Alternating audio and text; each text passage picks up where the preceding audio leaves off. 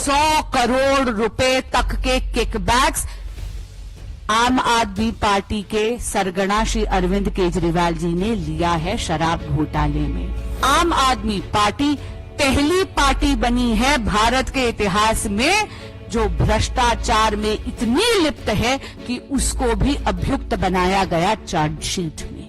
ताकि मुंह में इतने मदमस्त हैं कि सीएम की कुर्सी को छोड़ने के लिए वो तैयार नहीं है। ये जो इंटरिम बेल मिली है माननीय मुख्यमंत्री अरविंद केजरीवाल जी को, ये सिर्फ इसलिए मिली है क्योंकि एक point of law larger bench को रिफर करा गया है। जब भी कोई चीज लार्जर बेंच को रिफर करी जाती है उसकी सुनवाई में थोड़ा समय लगता है, लेकिन इसमें दो बातें बहुत महत्वपूर्ण हैं।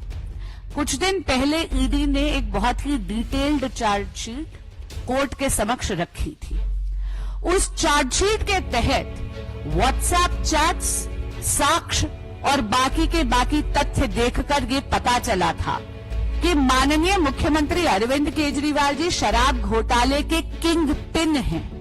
उनके बहुत ही नजदीकी निकटतम रिश्ते हैं बाकी को अक्यूज्ड के साथ, और उनके निर्देश पर माननीय मुख्यमंत्री अरविंद केजरीवाल जी की जो साठगांठ है बाकी को अक्यूज्ड के साथ, उन्हीं के कारण 100 करोड़ रुपए तक के किकबैक्स आम आदमी पार्टी के सरगना श्री अरविंद केजरीवाल जी ने लिया है शराब घोटाले में। उस 100 करोड़ रुपए में से 45 करोड़ रुपीस आम आदमी पार्टी की गतिविधियों के लिए इस्तेमाल हुए गोवा चुनाव में, और इसी के कारण आम आदमी पार्टी पहली पार्टी बनी है भारत के इतिहास में जो भ्रष्टाचार में इतनी लिप्त है कि उसको भी अभियुक्त बनाया गया चार्जशीट में।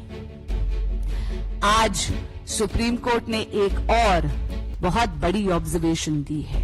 सुप्रीम कोर्ट ने कहीं ना कहीं डायरेक्शन नहीं दी, लेकिन एक इशारा जरूर करा है।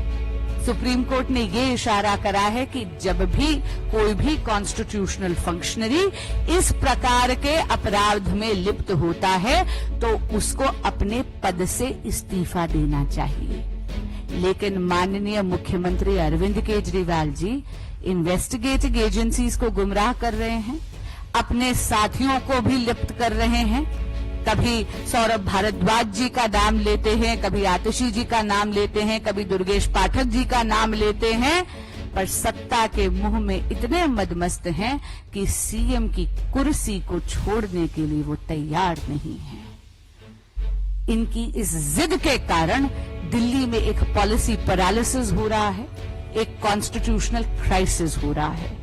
आज जो इंटरिम बेल की कंडीशंस हैं वो वही हैं जो उनको पहले भी दी गई थी, यानी 10 मई का ऑर्डर जिसके तहत उनको इंटरिम बेल गई थी वो कंडीशंस लागू होती, और उन कंडीशंस के तहत दो बहुत महत्वपूर्ण बातें हैं। पहली, माननीय मुख्यमंत्री अरविंद केजरीवाल जी सीएम के दफ्तर नहीं जा सकते। दूसरी बात, माननीय मुख्यमंत्री अरविंद केजरीवाल जी कोई फाइल नहीं साइन कर सकते जब तक कि उसको एलजी ऑफिस के यहां फॉरवर्ड ना करना हो।